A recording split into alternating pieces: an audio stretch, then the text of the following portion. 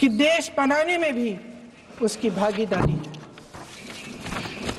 उम्मीद और आशा की ये जोत मैंने देश के कोने कोने में खुद देखी है। उन्नाव में मैं एक रेप पीड़िता के घर गई, उसे जलाकर मार डाला था। वो शायद 20-21 साल की होगी।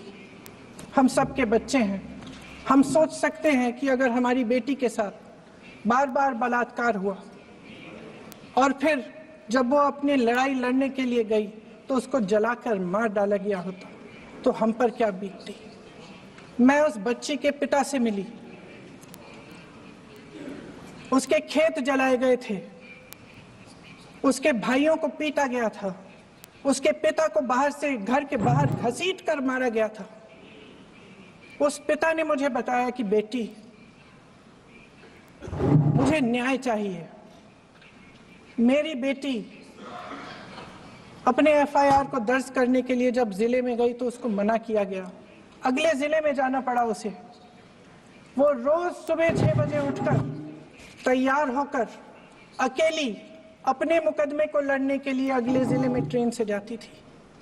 उसके पिता ने मुझे कहा कि मैंने उससे कहा, बेटी अकेले मत जाओ, छोड़ दो ये लड़ाई।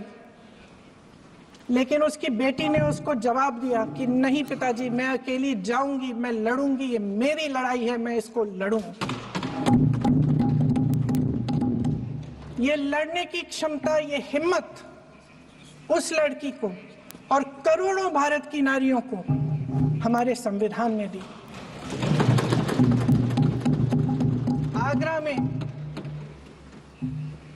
मैं अरुण वाल्मीकि के घर गई। अरुण वाल्मीकि पुलिस स्टेशन में काम करता था, सफाई का काम करता था।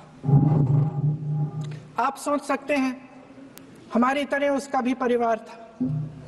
नई नई शादी हुई थी, 2-3 महीनों का बच्चा था। पुलिस स्टेशन में चोरी हो गई। चोरी का इल्जाम उस पर लगाया गया। उसके पूरे परिवार को उठाकर पुलिस स्टेशन में ले गए। आप हंस रहे हैं, लेकिन ये गंभीर बात है। गंभीर बात। शर्म करो, शर्म। अरुण वाल्मीकि को पीट पीट के मार डाला, उसकी बीवी को पीटा, उसके पिता के नाखून निकाले, उसके पूरे परिवार को पीटा गया। जब मैं उस जवान महिला से मिलने गई जो अभी अभी विधवा हुई थी, तो उसने मुझे कहा कि दीदी, हमें सिर्फ एक चीज चाहिए, हमें न्याय चाहिए और हम इस न्याय के लिए लड़ते रहेंगे, चाहे कुछ भी हो जाए। ये हिम्मत उस महिला को हमारे संविधान ने दी।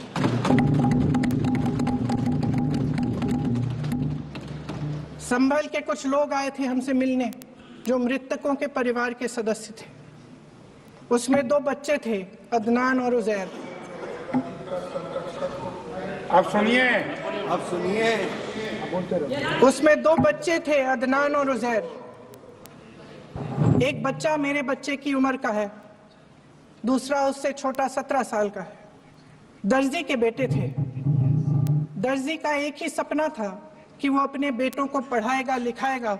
एक बेटा डॉक्टर बनेगा, एक बेटा भी सफल होगा दूसरा बेटा भी अपने जीवन में सफल होगा। उनके पिताजी हर रोज उनको स्कूल छोड़ते थे। उस दिन भी स्कूल छोड़ने के बाद अपनी दुकान में चले गए। उन्हें पता नहीं था कि विवाद हो रहा है। उन्होंने भीड़ देखी, घर आने की कोशिश की तो पुलिस ने गोली से मार डाला। वो 17 साल का बच्चा अदनान मुझसे कहता है, वो 17 साल का बच्चा अदनान मुझसे कहता है कि मैं बड़ा होकर डॉक्टर बन के दिखाऊंगा, मैं अपने पिता का सपना साकार करूंगा।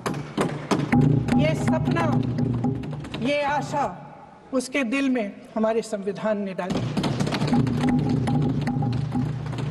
अध्यक्ष महोदय, हमारे देश के करोड़ों देशवासियों के संघर्ष में, अपने अधिकारों की पहचान में, इनकी कठिन से कठिन परिस्थितियों से लड़ने की अपार हिम्मत में और देश से न्याय की अपेक्षा में हमारे संविधान की ज्योत जल रही है। मैंने हमारे संविधान की ज्योत को जलते हुए देखा है और इसके साथ साथ ये भी समझा है कि हमारा संविधान एक सुरक्षा कवच है, एक ऐसा सुरक्षा कवच है जो देशवासियों को सुरक्षित रखता है, न्याय का कवच है, एकता का कवच है और अभिव्यक्ति की आजादी का कवच है। दुख की बात यह है कि मेरे सत्ता पक्ष के साथी जो बहुत बड़ी बड़ी बातें करते हैं, इन्होंने इन 10 सालों में यह सुरक्षा कवच, सत्ता पक्ष के मेरे साथियों ने ये सुरक्षा कवच तोड़ने का पूरा प्रयास किया है। संविधान में सामाजिक, आर्थिक और राजनीतिक न्याय का वादा है। ये वादा एक सुरक्षा कवच है जिसको तोड़ने का काम शुरू हो चुका है। लैटरल एंट्री और निजीकरण के जरिए ये सरकार आरक्षण को कमजोर करने का काम कर रही है। अगर लोकसभा में ये नतीजे नहीं आए होते तो ये संविधान बदलने का काम भी शुरू कर लेते। सच्चाई ये है अध्यक्ष महोदय कि आज संविधान बार बार इसलिए कह रहे हैं क्योंकि इस चुनाव में इनको पता चल गया कि इस देश की जनता ही इस संविधान को सुरक्षित रखेगी, कि इस चुनाव में हारते जीतने से इन्हें एहसास हुआ कि ये संविधान बदलने की बात इस देश में नहीं चलेगी। आज जनता की मांग है कि जाति जनगणना हो।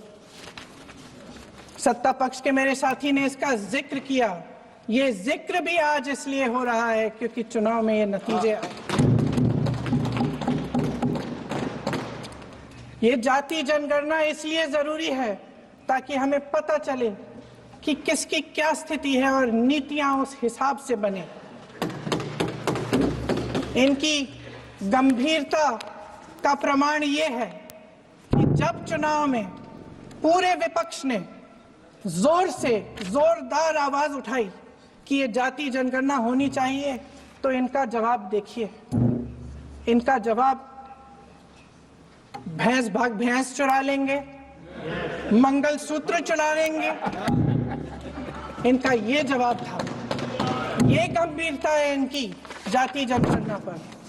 महोदय, हमारे संविधान ने आर्थिक न्याय की नींव डाली, किसानों, गरीबों और को जमीन बांटी, भूमि सुधार किया, जिसका नाम लेने से कभी कभी आप झिझकते हैं और कभी कभी उनका नाम धड़ाधड़ इस्तेमाल किया जाता है अपने आप को बचाने के लिए। उन्होंने HAL, BHEL, SAIL, GAIL, ONGC, NTPC, railways, IIT, IIM, oil refineries, तमाम PSU बनाए।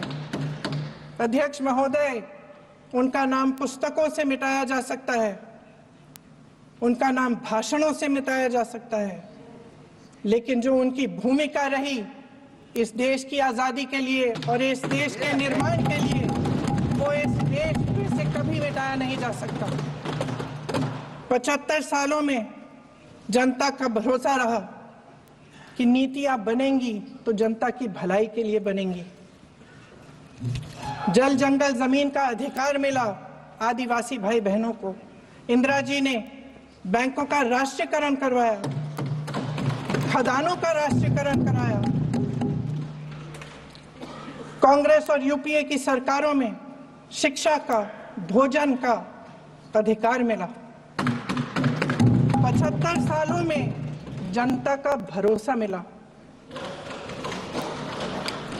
पहले संसद चलती थी तो जनता की उम्मीद होती थी कि सरकार महंगाई और बेरोजगारी पर चर्चा करेगी, कोई उपाय निकालेगी, कोई रास्ता निकालेगी।